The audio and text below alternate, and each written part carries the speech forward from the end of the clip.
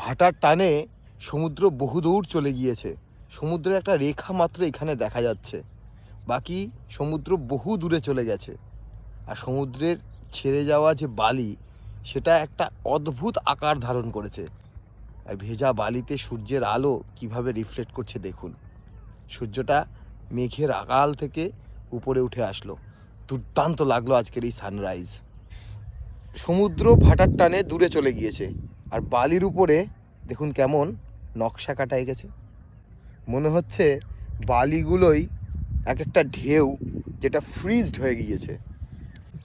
যখন হাওয়া দেয় তখন জল যে রূপ ধারণ করে, এই বালিগুলো দেখে মনে হচ্ছে জলই কিন্তু ফ্রিজড হয়ে গিয়েছে, ছবির মতো। সেই ছবিটাই যেন প্রকৃতি নিজের মধ্যে এঁকে রেখেছে, আমরা যেন বারবার দেখতে পাই। ভালো করে দেখাচ্ছি দেখুন।